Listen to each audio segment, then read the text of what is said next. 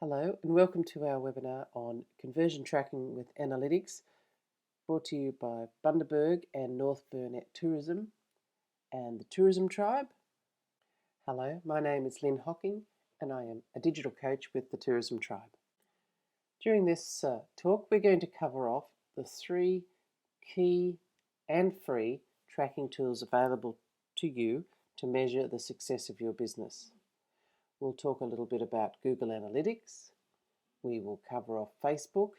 And of course, if you have a reservation system, we'll talk about what sort of data you should be getting from your reservation system and what you use it for. Let's start with Google Analytics, the most comprehensive and free tool you're going to come across.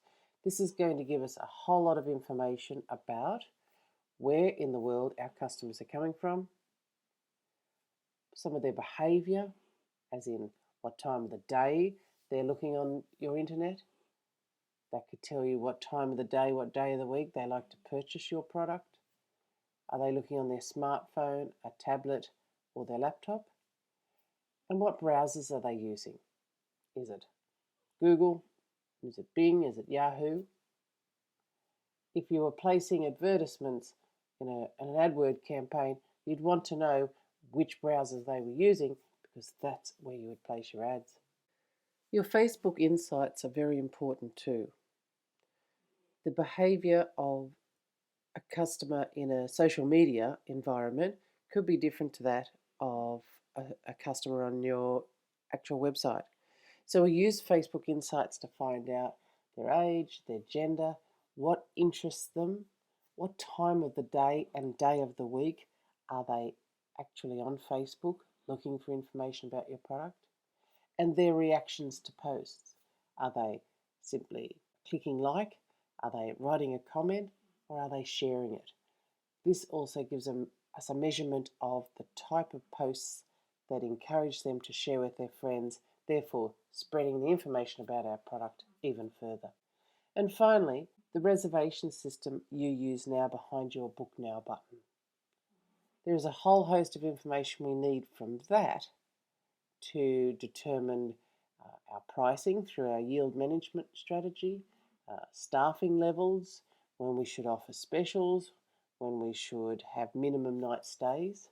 It's really important to have historical data to judge what we should be doing, what we could be charging for the year moving forward. It's factual, it's real, and it's extremely valuable. Taking a look at what your reservation system can help you with regarding forecasting, you can look in the back end, you can turn channels on and off. Here's a live example of a last minute channels. We have some inventory left. Do we turn on all of the channels? Do we only turn on one? We can turn off some, turn on others, and measure the success. We can do specific advertising campaigns with, say, Flight Centre Group, and only have them active and get a true measurement of what value we got from either taking ads with them or giving them a special exclusive discount that they could promote through one of their campaigns. The other information we can get from our reservation system helps us look at all of the different channels, find out from this particular channel how many bookings this week, how many bookings this month, how many bookings this year, the total revenue since we turned on their channel, and what's really important is the average lead time. We should be pulling reports weekly for the next 90 days. We want to have a look at arrival and departure patterns. Are too many people checking out on a Sunday? And that would increase our cleaning costs. What should we do to perhaps encourage people to stay a Sunday night so we could pay less money per hour for cleaners to come in on a Sunday, for example? Do we know how many actual guests are staying with each booking? Do we know what the average room rate we're getting? How long are they staying? On any given day of the week, what is our actual occupancy? We could run a RevPAR report. What's the revenue per available room we're making? Using the reports and analytics from your reservation system helps us with sales It helps us to increase revenue. It helps us to reduce costs. The revenue reports are incredibly important to your sales team for them to plan in advance for where you have gaps, where you have dips, where they need to focus their efforts in A, filling a room, and secondly, at the best available price. The other place that we can collect information free of charge is when we're taking a booking or when the actual customer comes in the door. Through your reservation systems, often you can collect some other specific information about your customer. For example, how did they hear about you and why did they choose to stay with you? Let's start to understand and know more about our customer so we can do some targeted marketing to them. We can send them relevant and interesting newsletters. Let's take a look at Google Analytics and the information it can provide us. Let's take a look now how you apply Google Analytics to your website and the sort of reports and information you can glean from it. Google will allocate you a snippet of code, which is what you're looking at there, and you copy this code and you paste it onto every page on your website, or certainly every page you want to track. Please note the code you're looking at on your screen right now is not the code that you should use. Google will generate you a unique code. Unless you are fairly au fait and comfortable with applying code into specific areas in the content management system, that is the back end of your website, I'd strongly suggest you get your web developer to apply the Google Analytics code to every page of your website. This is an acquisition report, and it's really important because it gives us an overview dashboard of how many people visited your site and where they came from. Which browser did they find your website using? Was it Google? Was it Bing? Was it Yahoo? Referral traffic. Did they click from another website that linked to yours and found your website?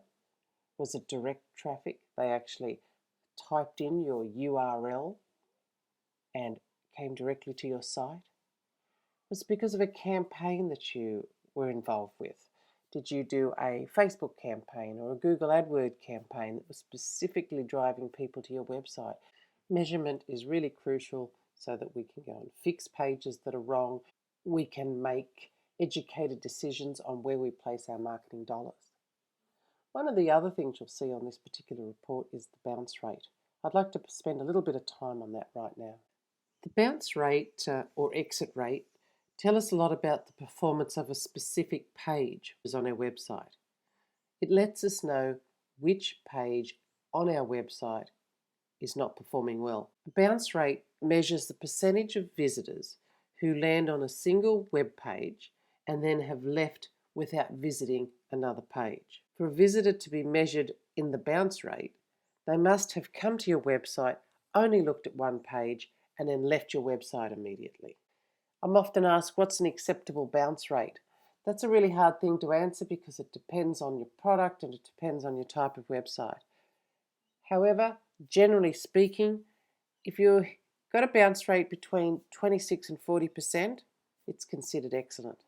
If it's 56 to 70%, it's a little higher than average, and you'd be wanting to know why that page is not performing well. Here's some tips to making your site more sticky, which actually means reducing your bounce rate, getting people to stay on your site longer. You might want to add more links to the pages within your website in your content. Think about other information in your website that you should link to from each and every page. Go beyond just putting information about your products.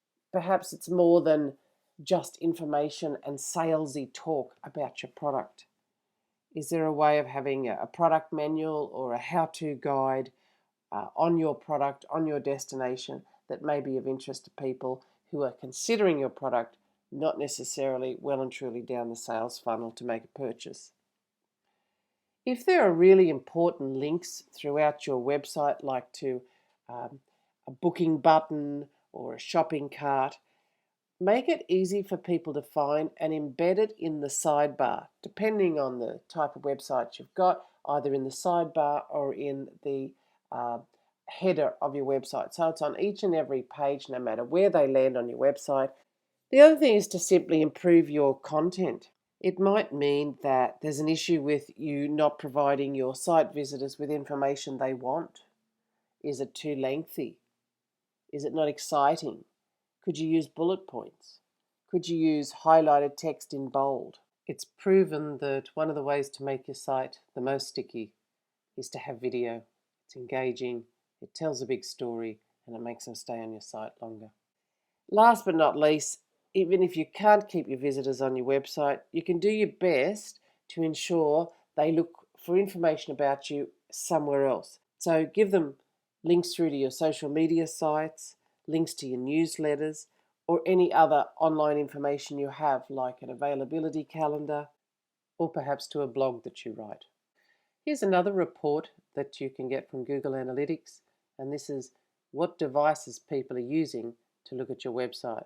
Now, this is really important because it will highlight that if you, as in this case, have 31% coming via your mobile site, then check that it is absolutely mobile friendly, that it is easy to read, and that all the links are working. And of course, it's always important that no matter how your website is built, it displays well on mobile and it displays well on tablet. Google also provide what's called a location report. This is an interactive map that shows where your website visitors are in the world. By clicking on the map, you can drill all the way down to individual cities and isolate your hotspots around the country. So if you were doing a Google ad campaign, you could narrow it right down to postcode where you should be doing your Google ads. This is another report that you can find through the acquisition part of Google Analytics. It's called Social. Your business probably spends a lot of time and energy on social media. So Google Analytics Social Overview helps you determine what social networks are providing the most return on investment. Remember, when it comes to social media and your website, it's all about traffic and conversions. Once you've identified your top performing social media networks, you'll be able to drill down into each network and see what content is performing the best and what content is driving the most traffic to your website. Let's take a look now at Facebook and the insights you can glean from this social media. Page Insights. You find this behind the Insights button on your Facebook business page. This slide shows total number of likes. It shows you over the last period of time, and you can predetermine that start and finish date, how your number of likes have grown. Has there been any dips? This insight page talks about reach. This is the number of people that your post was served to. And you may put up a post on your Facebook page. You might choose to boost it, or you might choose to just leave it organic to see who of your people like it. Page and tab visits. So this is the number of times each of your page tabs was viewed. For example, did they simply just go in and like or comment or share on your timeline, something you posted? Did they go and have a look at your information tab, your About You? Did they go and have a look in your photos gallery? Tab visits is an important report because if, say for example, your photo gallery was particularly popular, then you would just keep loading up oodles and oodles of photos and videos because that's what your audience likes. This is a really important insight. This is about who your fans are. You can determine what days of the week they're most active on your Facebook, and then underneath days of the week, you can actually see the times of the day that they're active on your Facebook. This tells you what time of the day, on which day, to make a posting. And here's a tip. Your post is the most active 1 hour after you put it up. So don't put it up at midnight and expect it to have a lot of traction because none of your eyeballs are there looking at your Facebook at that time of the day. So what we can tell from this particular insight for this Facebook page is pretty much any day of the week their audience is looking at Facebook, and they're predominantly there around 9 a.m. in the morning and mostly between 6 p.m. and 9 p.m. of an evening. Here's another quite important insight. This tells us about our actual audience. From this we can determine who likes our page, if they are women or if they are males. We can tell what age group they're in, and we can actually find out which country, and then within that, which city. This is really important because if you do a Facebook ad campaign, you can geo-target it down to particular cities, particular postcodes if need be. The tone of your ad would be written to target your biggest portion of likes. So in this case, it would be females between 25 and 54 years of age. This is a really important stat to know because it determines the tone and your language and your imagery placed on your Facebook page. So let's wrap up our session today, conversion tracking with analytics. It's crucial to understand where our bookings are originating. Is it direct from the customer? Is it via search engine?